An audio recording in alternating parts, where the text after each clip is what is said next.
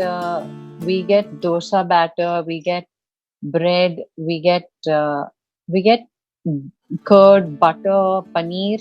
And there's somebody within the building supplying it twice or thrice a week. So we just place our order to him, and he gets us all of these things. Vegetables are just down the building itself. We have a couple of huge shops that sell vegetables. So yeah, it's been going okay. And Panampalli must be empty. Empty and everybody with their masks. So coming to the pie and latte. Pilates. Yes. I've known you as being into the aviation business. Yes. And then how was the transformation? So can you just talk about the aviation, what you do into the aviation, and then how you got into Pilates? So my partner and I, we've been running an aviation company, a general aviation company. So our key services include aircraft acquisition, aircraft sales. What that means is basically helping our clients to buy and sell aircraft. Another core area is aircraft management, where we help our clients to operate, manage their aircraft on a daily basis. So daily flight planning and all of that. Aircraft chartering. So these are the three main areas that we focus on in the aviation as part of the general aviation company. But fitness has been something that I've been passionate about for a very, very long time. My father was a basketball player, state level basketball player. So every summer holiday, it was summer camps, and my sister and I, we had to enroll in some sport every year. So, but over the years, this is one thing that has stuck with me, focus on fitness. And, now, the past couple of... Mama, did you give Renee this powder? Sorry. Did you give Renee this powder? Where was that? Yeah, so, but the last couple of years, I wanted to focus on something that I'm passionate about as well, which is fitness. Gym has been my happy place, and I've been training, playing all my life. And so Pilates is something that I ventured into in the last couple of years. And what exactly is So Pilates is it's a form of exercise. It's a system of exercise which was developed by your namesake, Joseph Pilates. Joseph Hubbard Pilates. So he's German. He was German. And this was developed in the year around 1900s, quite early. We have known Pilates only recently. It's become popular just recently, but as a form of exercise, it's been around since early 1900s. And Joseph Pilates was somebody who was a very frail child. He had a lot of physical ailments. He had rheumatism, he had asthma. So his journey into the whole movement field was primarily to overcome his own physical ailments. So he was somebody who learned several different forms of exercise. He went extensively into yoga, diving, boxing, bodybuilding, gymnastics, circus performance, self-defense. So he explored all these different aspects of fitness and then amalgamated his own system of fitness, taking into, putting together the different principles from all these other forms of exercises that he learned. And that's how sort of Pilates came into being. So looking at the benefits, what would you think are the main benefits of Pilates is, there are lots of benefits of Pilates as with any exercise. Pilates is a low impact form of exercise. By low impact, I mean that it's not very jarring on your knees. There are no sudden, jerky, quick movements. No jumping as such in Pilates. So it's easy on the joints. So it's a low impact, full body workout. There's a lot of focus on flexibility of the body. So there's, you're working on increasing the range of motion in your body, thereby increasing your flexibility. There's a lot of focus on the stability of the body, increasing mobility of the body, strengthening your muscles. Now in Pilates, we work the smaller muscle groups in our body and the deeper muscle groups.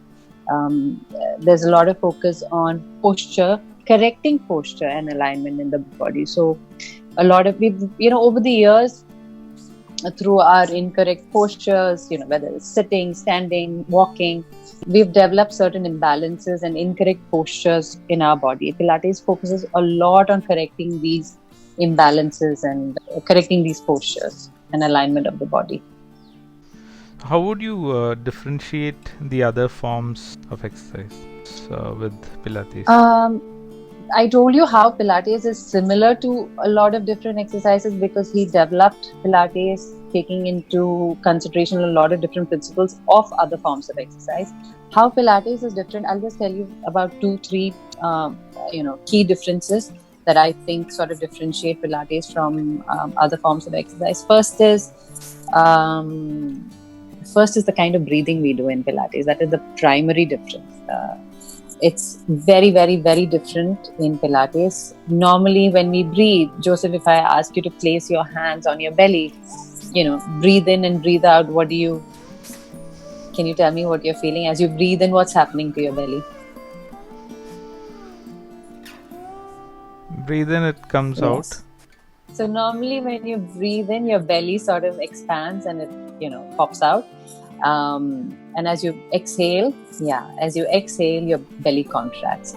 In Pilates, what we do is we sort of ask you to imagine that there is a thread, from your belly button towards your spine, and you have to pull this thread towards the spine. So you're sort of pulling your navel or your belly button towards the spine. When that happens and you breathe in, it's a gentle inhalation, not a very active, deep inhalation, a gentle inhalation. Your belly does not expand out. So the air sort of remains in your upper and mid back. There is more expansion into the lungs. More air is taken into the lungs. There's a sort of 3D breathing that is happening, something like a balloon. It's sort of as you breathe in, the air sort of expands and your chest expands sideways. And as you exhale, your mouth is pursed and you're blowing out air, like as though you're blowing out a single candle. So this sort of breathing is generally called lateral breathing or intercostal breathing. And it's primarily done only in Pilates. That is one primary difference between Pilates and other forms of exercises. The second thing I would say is, you've been to gyms and there's a lot of counting happening. 1, 2, 3. They tell you briefly on how the posture is, how to stand, how to do things. And then it's a lot of counting of 1, 2, 3, whatever your repetitions, 12, 15, 20, 25, right? Whereas in Pilates, the setup, as in how you are positioned, even before you start the movement or start the exercise, is very important. So we're correcting your posture in about 4-5 different points. Your neck, how is your neck placed? How is your shoulder girdle placed? How is your chest placed? How is your lower back placed? So there are these 4-5 positions that we're constantly watching and correcting it even before you even start the exercise. And as you are performing the exercise, again, these several positions are monitored and you're constantly correcting and cueing your client to constantly correct these positions. So unlike other forms of exercise where there's a lot of counting happening, in Pilates, you'll hear me talking a lot. So as an instructor, my job is to constantly cue you, constantly talk to you, constantly correct you before you start your exercise, through your exercise, and even at the end of the exercise. So in Pilates, we don't have too many repetitions, maybe about minimum of 3 to maximum 10, because accuracy in the position is so important that by the time you reach your 10th repetition, you can't really do anymore, and that's all that's enough. That is one second thing. And third is the mind-body connection through Pilates. So Pilates is a very it's something that really forces you to focus in while performing your exercise, you allow your mind to wander, because I'm cueing and constantly asking you to focus on your body, correcting your positions. You are also aware and alert, and with me constantly correcting yourself, so you cannot wander off. So that it's very mindful sort of exercise. These are, I think, the three main differences between Pilates and other forms of exercise. So how often do you do How Pilates? often do we need to do Pilates? So Pilates, as with any other form of exercise, minimum of 2 days. And because it is a low impact form of exercise, you can perform it even every day. And Pilates is something you can do along with any other form of exercise that you already have going for you. You can do Pilates with running, swimming, dancing, weight training, anything. So whatever principles you're learning and employing in Pilates, you can use it in all other forms of exercise. And you can be injury free and, correct your muscle imbalances. And so whatever other activity you're doing, Pilates sort of helps you do it better. So, but minimum 3 days, 2 to 3 days, and even every day is fine. A main concern for everyone these days is because the food is really tasty and everybody's at home. Everybody's at home, and so how is weight loss and Pilates? Is it really good for weight loss? So weight loss, I know with any form of exercise, a lot of people, most of the people are looking at weight loss as their primary goal. Now weight loss, there are a lot of other factors that are very crucial with weight loss. One is the kind of food you eat. So what you eat is what you become. So food is a huge factor which helps you monitor your weight, to reduce your weight, to manage your weight. So if you're not eating right, you can just forget about shedding any weight. Second is the amount of sleep you get. That is, sort of directly correlated to the amount of stress you have in your body. So, or the amount of stress that you're exposed to. So stress, the amount of sleep, and food, these three things are paramount to weight loss. And exercise will help you strengthen, it'll help you tone, it'll help you shed weight as well, but not without the right kind of food, not without the right kind of sleep, and not without managing your stress. And another concern that people would have is about injuries. And people might already have, say, knee pain or a back problem. How does Pilates address those issues? Okay, it'll be interesting to note at this point that Joseph Pilates actually started practicing, and he developed his system of fitness for the casualties of the First World War I casualties. So he was in hospitals working with people who were injured, getting them back into normal functional human beings. So Pilates is very rehabilitative in nature. Having said that, if you have just come out, if you're injured, or you've just come out from an injury, or you've come out from surgery, it would be good to take the advice, and you have to take the advice of your doctor and see if you can perform any exercise at all. Having said that, because Pilates is a low impact full body workout which is very rehabilitative in nature, chances of injury is very, very low. And we start at a very base level and build our way up with Pilates. And when it comes to senior citizens, is it good for them, or can they go? So something that a lot of people ask me when they hear Pilates, they think it's very complicated. It's not something that normal people can do. It looks, and it's quite true. Like if you go through, if you Google up Pilates, and if you go through some of the instructors and the kind of flow and the exercise routines that they show, it looks pretty complicated. But no, Pilates is for everyone. It can be tailor-made to suit the needs of anyone and everyone, including senior citizens. So Pilates can be customized. we start at the base level. Even if you're somebody who's like super fit, I would start my class with you at base level and see what kind of fitness levels you already have, and then work your way up. So there are you progress in Pilates. You start at a certain level and you progress from there. And with senior citizens, it's mostly about managing, your general health. So it can be maintained at a very low level intensity. It's very much suited to senior citizens as well. Looking at the equipment and accessories, what kind of equipment are we looking at? So Pilates, there is the classical mat Pilates that we have, which is on the floor with a mat. We do add a few accessories, small equipment to increase the intensity of the workout, where you have a gym ball or a mini Pilates ball.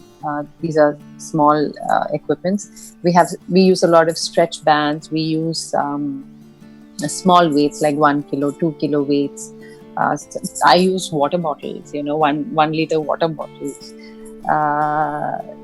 We use foam rollers. So these are some of the accessories or equipments that we can use, with classical mat Pilates. Apart from classical mat Pilates, there are a lot of apparatuses in Pilates. So Joseph Pilates was a very innovative person. He invented a lot of apparatus as well. There is something called the reformer. There is something called the tower, a wonder chair. There are lots of apparatuses that he has developed. So whatever exercises you're doing on the mat, you sort of increase. You can add tension. You can decrease tension on all these apparatuses and do the same exercises and more on some of these apparatus. But in Kerala, unfortunately, we don't have any apparatus. As in, we don't have a reformer, we don't have a tower, we don't have any equipment at this point. But I am qualified and trained on reform, and the potential is so much with some of the apparatus. It's amazing. Earlier in our conversation, you spoke about the cricket team. Can you just? Yes. So just last month, or I think a couple of months back, before the quarantine began, I had just finished my reformer training, and one of the students who was with me, this other instructor who was with me, he was a physiotherapist, and he was a physiotherapist for the Mumbai Indians team. And he was just blown over by the scope of work that one could do with the reformer. He was just waiting to get back and go, full on with all the players with Pilates. He was like, this is something amazing and that everybody should have to do. And just to get a brief, what does a reformer look like? What is it actually? So reformer is actually something like a single bed. Okay, so it's a platform with a moving platform below, and you have these loops where you can hold the weights, where you can put your hands through those loops, you can put your feet through those loops, and there is a lot of tension that you can adjust. There are some different settings in the tension, so you can reduce the tension, increase the tension. So it's a little hard. It looks like a torture zone. But it's a lot of fun. It's maybe really, I'll put up. And reformer is a very intelligent. Yeah, I'll put up a photo of the reformer. If you can, and a reformer is a very intelligent apparatus. As in, if you're not employing the right muscles and you're not doing it the correct way, the machine will tell you. So I don't even really have to look at whether you're moving correctly. The machine will move differently, and I know you're doing it wrong. So it's a very intelligent apparatus, and it talks to you. And he developed it. Yes, as early as 1920s is when he developed this equipment called the reformer. Wow! All the apparatus. They are not a recent addition. He must have been. Yeah, he must have been quite. He must be a genius. Yeah, he was very passionate about fitness, coming up with, and he was, what should I say, an expert on movement. He studied all these different, fitness styles, and he was very passionate about it. And coming to the practice part, where do you practice? So right now I'm practicing at Jyoti Vijay Kumar Studio in Panampally Nagar. We offer classes in classical mat Pilates. So there's a lot of different schools of Pilates that have come up now. People are combining Pilates with dance. People are combining Pilates with aerobics. But what we offer is pure classical mat Pilates as Joseph Pilates intended it. So we have classes in the morning and evening. We also provide, so what we have is a small group session, and the groups are pretty small, about 5 to 7 people maximum is what we take. So we like to keep it small so that the teacher-student ratio is good, and the attention that the students get while practicing is good. And Pilates looks very stupidly simple. It's very, very stupidly. It looks really stupidly simple. But when you start doing it, and if you're being cued correctly and you do it correctly, you will know that you'll know muscles are working, and you will feel some muscles that you've never felt before. Yeah. We also provide private sessions, so it can be a group class as well as a private class. If in your apartment complex you have about 5-6 people who are interested in taking a class, we can work out good timings. That can also be arranged. So group class or a private individual class, both are on offer. Are you do you have a page on the social media? Yes, Instagram? So you can follow me on Kajals, Kajals_Pilates. That's my page on Insta. Okay, I'll put the link in the description of the video. Yeah, and one more thing, how long does a session take? Pilates is, you don't have to work for hours and hours with Pilates. In 45 minutes to an hour, you are done. That's including warm up and cool down and everything. You're done in 1 hour. So, thank you for your time, and it was wonderful getting an insight into this. Thank you, Joseph. Thank you for having me, and it's always wonderful chatting with you. Same here. And I think we'll follow up this video with the demo video. Yeah, let's do it. Cut. Yeah, I think so, except for the couple of disruptions. I don't know. Here and there, I think I slurred a little bit, maybe. I don't know. Did I slur? Check. I mean, yeah, I don't know. I thought I did. Slur will look like the internet. just slowing down, no? Oh, I'm just waiting for